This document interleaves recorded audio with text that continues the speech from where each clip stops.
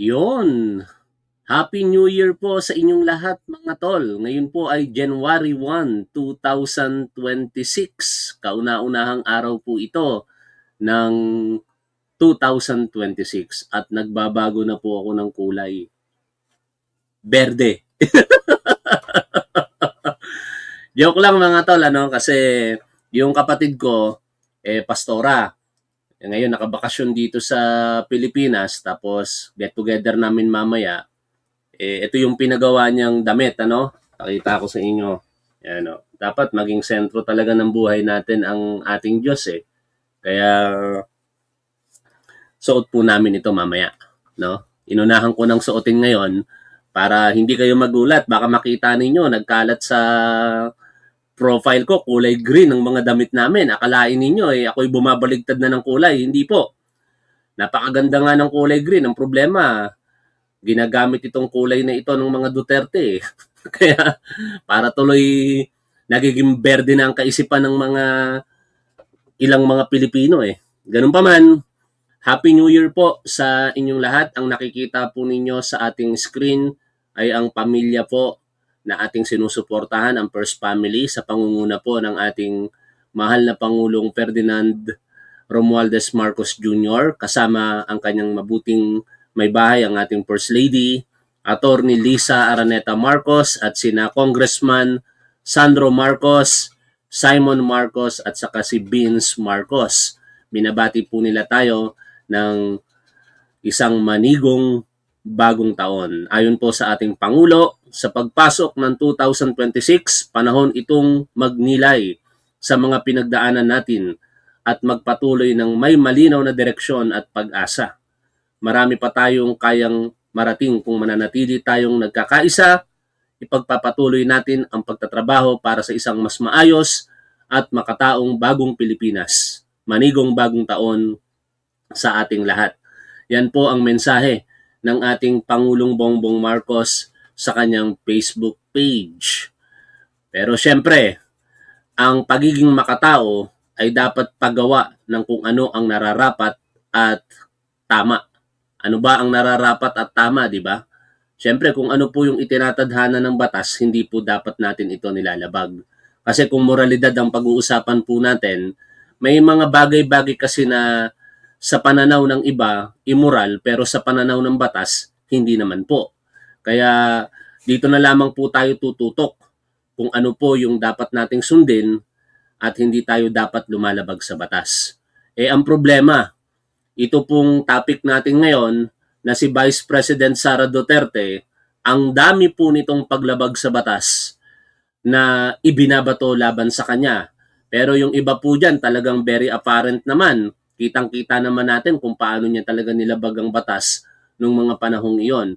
Hindi natin makakalimutan dyan na nagresulta nga po sa disbarment proceedings sa Korte Suprema, but unfortunately hanggang ngayon hindi pa rin po ito nire-resolba ng Korte Suprema. Ang tinutukoy po natin ay ang pangyayari kung saan noong panahon po siya ay mayor ng City of Davao sa kauna-unahang pagkakataon, ay sinapak niya po ito pong isang tao ng korte. Sheriff po ang tinutukoy natin. Basag po yung mukha ng sheriff, talagang nakakaawa. Dugo-dugo yung mukha. At ito nga po, dahil doon, inireklamo po siya ng disbarment case sa Korte Suprema ng mga grupo ng sheriff. Lumipas na po ang dekada mahigit, hindi pa rin po ito nire-resolba ng Korte Suprema. Hindi rin mawawala syempre yung mga latest disbarment complaint laban sa kanya, kaugnay po ng mga series of meltdown nitong si Sara Duterte noong 2024. Kasi sa mga pagkakataong iyon, sinambit niya ang mga katagang huhukayin at itatapon ang labi ng dating Pangulong Marcos Sr. sa West Philippine Sea. Kaya mayroong pribadong individual na nagsampa po ng disbarment complaint sa Korte Suprema kaugnay noon. Tapos noong Nobyembre 2024, muli na namang nag-meltdown itong si Sara Duterte dahil po yung kanyang chief of staff na si Attorney Zuleika Lopez ay nakontempt at nakulong sa House of Representatives at doon kanya po itong binisita at nag-livestream nung gabi. Nung gabi na yon, nagmumura siya sa harapan ng publiko na meron pong kasamang pagbabanta sa buhay po ng ating Pangulong Bongbong Marcos, ni Attorney Lisa Marcos at ng former speaker na si Martin Romualdez. Kaya naman, ito po ay kinakitaan ni Secretary Larry Gadon ng sapat na basihan para po siya ipagreklamo muli ng disbarment sa korte. Kaso lang, paulit-ulit na ako sa kaso lang, hindi kasi nare-resolba until now ng Korte Suprema yung mga disbarment complaint na yan. Hindi natin mawari kung bakit tumatagal ng ganun katagal samantala ang dami namang pong mga abogado na natanggalan ng kanilang lisensya dahil po sa paglabag sa kanilang mga sinusunod na panuntunan sa kanilang propesyon. Isang magandang halimbawa dyan, ito pong si Secretary Larry Gadon Within 2 years, disbarred po siya, tanggal ang lisensya niya bilang abogado. Kasama rin dyan, syempre, yung vlogger sa kasalukuyan na nagpapakilalang doktor at engineer na si attorney, dating abogadong Toto Kausing. Dinisbar din po ito ng Korte Suprema. Pero pagdating po dito kay Sara Duterte, parang wala lang. Di natin alam kung natutulog po ba ang Korte Suprema kapag Duterte talaga ang pinag-uusapan. At dahil nga po Duterte ang pinag-uusapan, umabot sa punto na yung reklamo kay Sara Duterte noong 2025 for impeachment ay pinanigan din po ng Korte Suprema. No? Dineklara ng Korte Suprema na ang impeachment complaint na inihain ng House of Representatives noong February 5, 2025 ay lumabag po sa constitutional processes. Partikular doon po sa tinatawag na one-year bar rule o hindi mo pwedeng ireklamo ang isang impeachable officer sa loob ng 1 taon ng higit sa isa. Kasi sinasabi ng Korte Suprema na ang naging basihan ng impeachment complaint na ipinasa sa Kamara, yung ika-4, ay paglabag sa constitutional provision. Bakit po nagkaganon? Ang pinaghugutan po kasi nila ng sitwasyon ay yung series of impeachment complaints last December 2023 kung saan ang iba't ibang grupo ng mga individual ay naghain ng impeachment complaint. Petsang December 2, December 4, I hope tama yung pagkakaalala ko, and December 19 yata, no, yung ikatlo. Basta 3 complaint po yon sa loob lamang po ng 1 buwan na hindi kagad na ipasa sa Committee on Justice. Ito po yung dapat duminig doon po sa mga inihain na complaint ng mga pribadong individual na ito as endorsed by those congressmen na nagsulong po dito sa Kongreso ng mga panahong iyon. At lumagpas na nga po ang taong 2024, sumapit ang February 5, 2025 at nangyari na po yung isa sa mga tumatak sa kasaysayan na sa kauna-unahang pagkakataon, isang vice presidente po ng Pilipinas ang na-impeach. Ito po ay sa pamamagitan ng mahigit sa 200, 215 initially, ang pumirma ng mga kongresista para ihain ang impeachment complaint kay Sara Duterte. At humabol pa dyan ng 25 kongresista, kaya a total of 240 signatures yan Pero hindi po yun kinatigan ng korte sapagkat ayon sa Korte Suprema, ang dapat inaksyonan daw po ay yung unang-unang impeachment complaint na ipinila noong December 2. Sinabi rin po ng Korte Suprema na may paglabag po sa due process sapagkat hindi daw po nabigyan ng pagkakataon na madinig ang panig nitong si Sara Duterte. At yan, feeling aggrieved, syempre, ang House of Representatives ay nag-file naman ng kanilang motion for reconsiderations. At again, parang tinutulugan na naman po ng Korte Suprema until now, wala pa rin po tayong nababalitaan tungkol po doon. Kaya naman, bilang pagpapaalala lagi sa ating programa, hindi ko po nakakalimutan na bumilang sa pagsapit po ng 2026 February 6. Kaya masayang-masaya po ako dahil 2026 na ngayon at 36 days na lamang ang inaantay ko natin na nagsimula ng pagbilang mahigit sa 170 days, no? Kasi nung lumabas ang desisyon ng Korte Suprema, naniniwala ako na wala nang mangyayari sa motion for reconsiderations, kaya kailangan na lamang nating bilangin ang araw para muling mahainan ng impeachment complaint itong si Sara Duterte.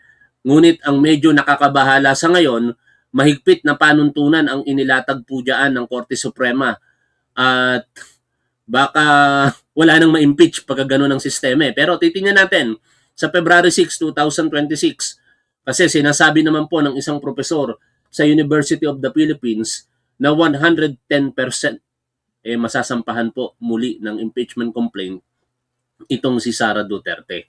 Pagdating naman po sa mga aspetong kriminal, hindi pa rin po makakalusot itong si Sara Duterte.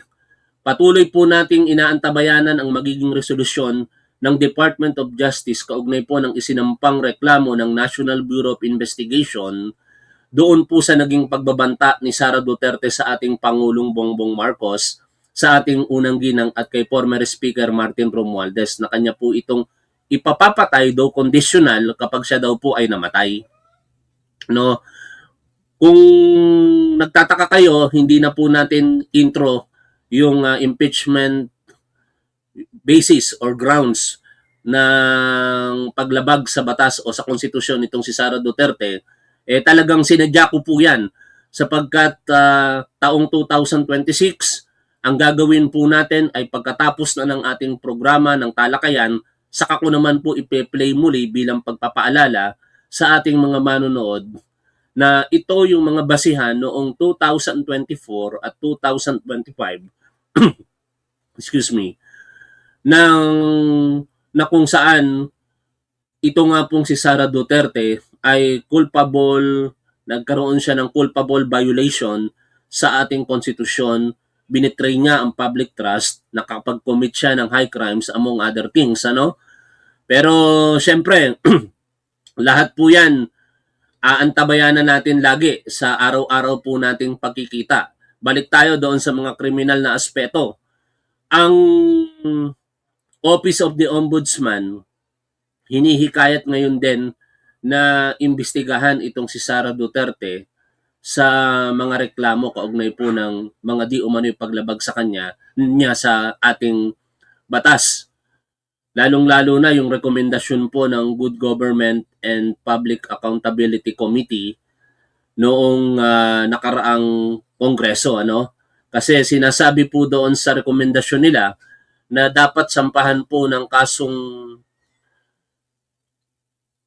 ng kasong plunder, kasong falsification of public documents, betrayal of public trust, and I forgot the other cases, ano, kung di ako nagkakamali, Republic Act 3019, yung the Anti-Corrupt and Graft Practices Act, among other things. Marami po iyon na recommended ng committee na yan na isampang dito kay Sara Duterte. Subalit nung mga panahon kasing iyon, ang nakaupo bilang ombudsman ay ito pong si Samuel Martires. Kaya parang wala rin pong nangyari. At ngayon, inaasahan po natin na sa pamumuno ni Ombudsman Boyeng Remulla ay gugulong na po yung mga reklamo na yan. Though, merong question sa jurisdiction at interpretasyon sa batas na magkakaiba pagdating po sa mga maalam sa batas. Kasi sinasabi po ng ilan na ang ombudsman ay wala pong otoridad para po maparusahan ang vice-presidente. Pero hindi rin naman pinipigilan ng ombudsman na ito po ay magsagawa ng investigasyon at kung makakakita po ng sapat na basihan, ito na ngayon yung magiging grounds para po sa possible impeachment ni Sara Duterte. Ang sistema kasi sa pagpapaliwanag ng mga maaalam po sa batas ay tali ang kamay po ng Office of the Ombudsman dito. Hindi nila pwedeng i-proceed sa kriminal na kaso agad hanggat hindi daw po na i-impeach itong si Sara Duterte. Pero syempre, sa paniniwala po ng iba, kung hindi po yun magagawa dahil limitado po ang otoridad ng ombudsman sa mga impeachable officers, kaya naman din daw po itong gawin ng Department of Justice. Kaya doon nagbabanggaan yung mga legal na mga argumento ng mga maaalam sa batas na kung hindi magagawa ng Office of the Ombudsman, ng Department of Justice ang magsasampa ng mga kaukulang kriminal na kaso dito kay Sara Duterte. Ngayon, ang tanong na lang natin, gagawin ba yan ng Office of the Ombudsman na imbestigahan si Sara Duterte? Gagawin ba yan ng Department of Justice? Nakabinbin nga sa kanila yung reklamo ng National Bureau of Investigation. Hanggang ngayon, wala pa rin po silang action. No? Pero sa aking paniniwala, ngayong 2026, this is the ultimate year para kay Sara Duterte to either masurpass niya yung mga reklamo po na ito sa kanya o hindi niya na talaga maiwasan at harapin na po ito sa mga proper forum. At mas malakas ang paniniwala ko na hindi niya ito malalagpasan ngayon. Ngayong taong 2026, malakas ang paniniwala ko na ang impeachment kay Sara Duterte ay aabot na sa Senado sa pamumuno ng ating Senate President na si Tito Sotto. And once and for all, sana ganun nga po ang mangyari dahil lahat naman po tayo hinahanap natin dito ang katotohanan eh. No, nagtataka nga tayo sa mga Duterte supporters bakit ayaw nilang matuloy ang isang paglilitis kay Sara Duterte. Kung tutuusin, yun po ang lilinis sa kanyang pangalan eh. Napaka-confident pa nga nila na sa bilang po ng mga senador ngayon, acquittal talaga ang mangyayari. Pero bakit bantulot sila na magpatuloy ito? Bakit ginagawa nila ang lahat para po mapigilan ang paglilitis sa impeachment kay Sara Duterte? Marahil, natatakot itong mga Duterte at supporters nito na maladlad ang mga sinasabing ebidensya laban kay Sara Duterte. Lalong-lalo na yung matagal nang iniingay nitong si dating Senador Antonio Trillanes na meron pong bank accounts, ito pong mga Duterte family sa pangunguna ni Sara Duterte, ni Rodrigo Duterte, kumpleto sila eh. Even si Kitty Duterte, ayon kay dating Senador Trillanes, kasama din daw po sa mga accounts na yan na pinaglalagakan ng mga komisyon galing daw po sa illegal na droga. Kung akin pong maaalala ng tama, taong 2007, nagsimula po yung account na yan hanggang 2015. At doon po sa proseso ng paglabas at pagpasok ng pera ayon sa mga inilahad ni dating Senador Trillanes sa naging hearing ng Quadcom ay aabot po sa mahigit 2 bilyong piso ang pumasok at lumabas na pera sa mga accounts po na yan. Ngayon, yun yung tinitingnan natin dito eh. Kung totoo talaga ang alegasyon na yon. Kasi may mga kumalat na deposit slip sa pangalang joint account ni na Rodrigo Duterte at Sara Duterte at marami po sa atin ang nag-try na mag-deposit. Ako po sinubukan ko mag-deposit ng piso doon sa account na yon at pumasok using my BPI account. Meaning, existing pa rin po yung account. Kasi kung hindi na po existing ang account na yan, kung close account po yan, babalik po yung piso na i-deposit ko sa aking account. Pero hindi po bumalik. Kaya talagang aktibo po yung joint account di umano na yon ni Rodrigo Duterte at Sara Duterte. At yon ang once and for all magsasabi sa atin kung ang mga alegasyon ba ni Trillanes ay totoo. No? Kasi ang daming mga akusasyon sa kanila ni Trillanes. Pero yun ang magpapatunay sa pamamagitan po ng impeachment trial. Bakit po natin malalaman yan publicly? Ayon na rin po kasi sa pagpapaliwanag nitong si dating Senador Trillanes, ang impeachment ang isa po sa mga exceptions sa bank secrecy law. Kasi ginigiit po ng pamilya Duterte ang kanilang karapatan sa bank secrecy, no? Hindi pa pwede kasing basta na lamang po ito bulat-latin ng kung sino man kahit ng ating gobyerno kung wala pong pahintulot ng mga nagmamay-ari po ng account. Nagkahamunan pa nga yan sa House of Representatives eh. May payabang-yabang pa si Rodrigo Duterte nung siya po'y malaya pa dito sa Pilipinas. At sinabi niya pa na I will hang myself, sabi niya ng ganon. At pagre-resignin niya ang buo niyang pamilya. Kung may katotohanan, at least quote and quote iota of doubt, sabi ni iota of truth, sabi ni Rodrigo Duterte. Pumalag si Trillanes. Sige, sabi niya ng ganon. Tapos sinigundahan ng ilang kongresista sa Quadcom na kung papayag si Rodrigo Duterte na mag-waiver na para makita na ng Kongreso yung nilalaman po ng bangko na yon. Ang naging reaksyon kaagad ni Rodrigo Duterte, gusto niyang sampalin si Trillanes. Sabi niya, papayag siya kung sasampalin niya in public si Trillanes. Pumayag naman si Trillanes. Sabi ni Trillanes, sige, sampalin mo ako para lamang mailabas sana yung sinasabing bangko na yan ng mga Duterte. Pero iba na naman ang sitwasyon. Ginawa ni Rodrigo Duterte, kinuha niyo yung mic, katabi niya si Leila de Lima that time at hahampasin o ibabato kay Trillanes yung mic, pero nagkaawatan na. At doon nakita natin na puro pambablap lamang ang ginagawa ni Rodrigo Duterte noong mga panahong iyon, na may pasabi-sabi siya na willing siyang ilabas ang bangko, yung detalye ng bangko niya, pero hindi rin niya naman nagawa. Kaya dito sa impeachment trial, hindi na po nila maiiwasan yun kasi hindi kinakailangan ng consent ayon kay Trillanes para po sa isang paglilitis sa impeachment.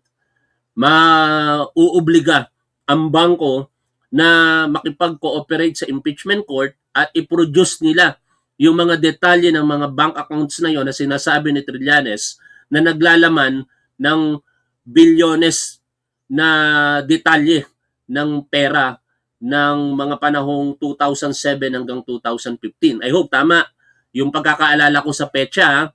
Kung mali po yung taon, i-correct nyo na lamang po ako. Pero yun ang pinakapunto natin doon, mga tol. No, kung bakit tayo nag-advocate na matuloy ang paglilitis. Kasi kung hindi po makatotohanan ng sinasabi ni Trillanes, lahat tayo mapapahiya. At ako, talagang aaminin ko na ako yung mali. No? At baka suportahan ko na si Sara Duterte kung wala siyang kasalanan. Pero mukhang malabong mangyari yan sapagkat yung bank accounts na yon ay isang basihan lamang ng reklamo sa kanya. Sigurado ako, guilty siya doon sa kanyang naging pahayag ng pagbabanta na ipapapatay si Pangulong Bongbong Marcos, ang asawa nito, at si Martin Romualdez. Hindi niya maikakaila yon sapagkat on live stream, sinabi niya at publicly nakita po natin ito at hanggang ngayon makikita po natin sa ating mga respective YouTube channels pagka sinearch po natin. No? Kaya yan ang mga maaaring maging ganap dito po sa Vice Presidente po natin. At uulitin ko lamang po sa aking paniniwala, ngayong 2026, hindi na po yan maiiwasan ni Sara Duterte. O bago tayo pansamantalang maghiwa-hiwalay, magbabasa muna ako ng mga komento ng mga matitino po ang utak na manonood po natin at hindi ko na po babasahin ang mga nagbago na ang taon, 2026 na, pero napakatanga pa rin ng mga Duterte supporters. Shoutout po para sa mga matatalino pong taga-suporta ng ating Pangulo, ng gobyernong ito, at syempre, kaya nga po kayo nanonood kay Top 1, dapat Top 1 din ang utak ninyo. O shoutout po sa inyong lahat. Okay? Happy New Year po sa lahat po ng mga manonood po natin mula po sa Facebook at saka sa YouTube. Shout out kina, siguro po isulat nyo na lang yung pangalan ninyo kasi ang hirap po magbasa ng mga username ninyo sa YouTube, ano? Yung mga magsusulat na lang ng pangalan ng babasahin po natin. Saka yung mga nasa Facebook. Emmeline P. Enterina, Mains Grace, yan, si Arnel Apuya, shoutout po sa inyo. Kay Mami Best Friend and Chicharon Bulaklak, shoutout po. Estela, kaya Delia Rojo, yan. Shoutout po sa inyo. Alicia Passion, Mami Best Friend, Evangeline Garcia, shoutout po sa inyo. Kina Orlando Garcia Arciosa, Lilibet Carino, shoutout po. Kina Joprin Biernes, yan, shoutout po sa inyong lahat. Kay Queen Ain, shoutout po. Kay Virgie Dugat, Boy Banat, Mitch Michelle, shoutout po sa inyo. Maringaya Dab, Alicia Passion, Perda Perdi Jota, yan, shoutout po sa inyo. Papa Koy Liaguno, shoutout po. At Happy New Year po sa inyong lahat mga tol ha. Kay Arceli Racimo, kay Gabriel Andre Esteban, Noemi Manalo, Crisanta Santa Capulong, Tita Aquino, Anselmo Celeste. Yan. Isulat po ninyo ang pangalan ninyo, yung mga nasa YouTube, para ma-shoutout ko po kayo. Kay Marivic Lumboy, shoutout po. Nemia Beltran, Pedoliente. Yan ha. O baka akalain ninyo, nagbago ako ng kulay ha. Hindi po. Ito po yan o. Dapat maging sentro ng ating buhay ang ating Panginoong Jesus eh. Yan, di ba? Regalo ng ate ko. Pastora si ate eh. Okay. Kuya Froilan Solis. Yan. Si Willie Masiklat. Caroline from Montreal. Shoutout po sa inyo. Nenita Umali. Shoutout po. Reynaldo Surban. Yan. Yung mga Duterte supporters, wag na po kayong umasang isa-shoutout ko po kayo. Pero salamat sa panonood po ninyo. Nagtataka talaga ako sa inyo. No? Maisingit ko lang ito mga tol. Kasi yesterday ko lang, anong isang araw ko lang yata inalis yung, yesterday, yung mga naka-block dito sa channel natin. Tapos ang timano lumabas sila, ibig sabihin, kahit hindi ko nababasa mga komento nila, patuloy silang nanonood sa akin. Ang tanong ko lang doon, ano yung motivation nila? Masaya ba sila na pinapanood ako? Kahit galit na galit sila sa akin? Ibig sabihin, masokista ang ganun.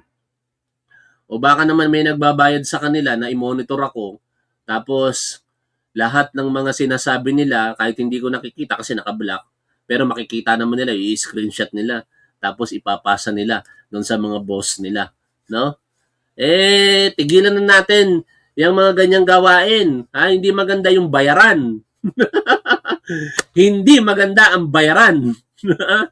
Makontento na tayo dito sa kinikita natin sa social media. Makontento na tayo sa kinikita natin sa pang-araw-araw po nating mga trabaho. Kasi, alam niyo hindi ako naniniwala doon sa sistema na porket pabor sa atin, okay lang na mabayaran tayo. With due respect pasensya na sa mga maaaring tamaan sa mga sinasabi ko. Kaya nga, alam nyo naman yung naging paninindigan ko talaga. No? Anyway, hindi na ako magpapakalalim pa dyan. Shoutout pa po sa mga manonood natin. Sulat-sulat nyo lamang po ang inyong anong sinasabi ni Gerald. Tapos, alam ba nila kung saan ang lungga nila Bantag at Batuwag? Hindi ko rin alam eh. Shoutout kina Mark Bon Jovi Pangan. Yan. Kina Jenny Ramos. Yan. Reynaldo Surban. Pabs De Gia. Gemma Garais. Yan. Shoutout po sa inyong lahat. No? Maraming salamat. At kung wala na, sa next time mga tol, pagka magsha-shoutout tayo, isulat po ninyo yung pangalan ninyo sa comment sections. Maliban yung nasa Facebook kasi sa Facebook okay lang.